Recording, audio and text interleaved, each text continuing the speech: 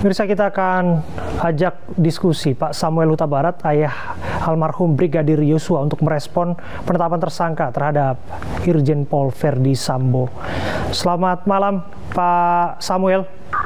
Selamat malam. Horas Pak, apa kabar? Horas.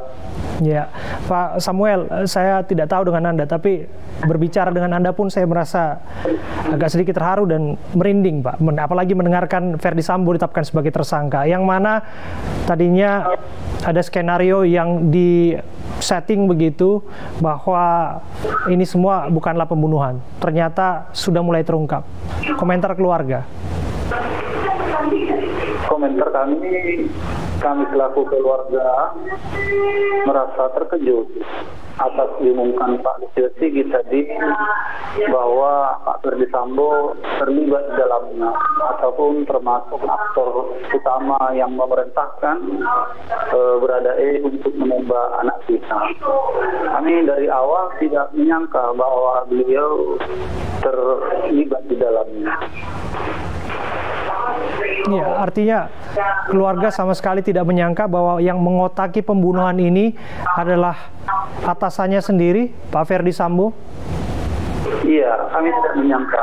Soalnya dari mulai anak kita sama Pak Verdi Sambo bekerja, tidak pernah almarhum menceritakan hal-hal yang tidak baik, lalu yang baik semua. Jadi oleh karena itulah kami tidak menduga bahwa Pak Verdi Sambo yang memerintah untuk ditembak. Oke. Yang jelas sampai saat ini adalah disampaikan tidak ada tembak-menembak, yang mana Putra Andra adalah korban almarhum Brigadir Yosua. Kita ingin tahu bagaimana kemudian keluarga, termasuk ibu, kemudian adik almarhum, merespon kasus yang semakin terang benderang seperti ini. Ya, ibu meresponnya, dia pun ikut terkejut. Apa mungkin? Tapi kenyataan ini, jadi ya kita pasrahkan aja lah sama tim khusus yang dibentuk oleh Pak Listio Sigit. Adiknya ya tinggal di Kota Jambi, sedangkan kami tinggal di Sumber Bahar. Belum tahu kami gimana respon mereka. Oke. Tentu 1 bulan adalah bukan waktu yang singkat. Anda sempat bercerita kepada saya bahwa setiap hari Anda hanya tidur 2 jam. Kemudian juga setiap hari ini menjadi kepedihan bagi keluarga, termasuk berbagai tudingan yang disampaikan kepada almarhum putra Anda, almarhum Brigadir Yosua Huta Barat. Kalau Anda bisa bercerita bagaimana perjuangan, air mata, kemudian juga jerih payah, energi yang terkuras sampai pada akhirnya terungkap kebenaran demi kebenaran, boleh cerita sedikit Pak Samuel? Perjuangan kami terhadap almarhum anak kita dari awal memang kita tidak percaya bahwa yang berhembus di tengah-tengah masyarakat anak kita ini dituding mencabuli Ibu Putri. Jadi sedikit pun kami tidak percaya. Oleh karena itu kami berusaha mencari keadilan biar ada titik terang apa sebenarnya yang terjadi.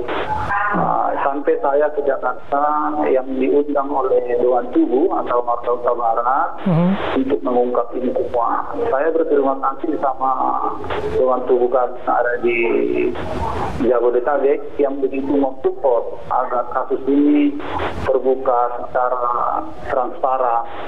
Hasil perjuangan itulah yang didukung oleh Dewan Tubuh yang ada di Jakarta.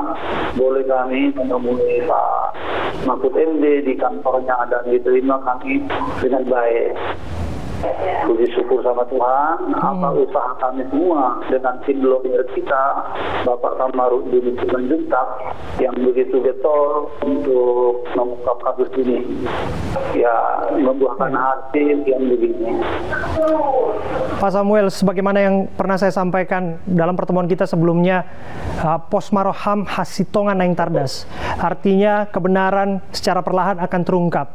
Kalau saudara-saudara kita menyebutnya Gus Gusti Allah boten sare, Pak. Artinya yang kuasa tidak akan tidur, begitu. Tapi bagaimanapun banyak pihak yang berkontribusi untuk memastikan apa yang tadi gelap semakin terang benderang. Apa yang ingin Anda sampaikan kepada petinggi-petinggi atau siapapun pihak-pihak yang berkontribusi demi terungkapnya secara perlahan kasus ini?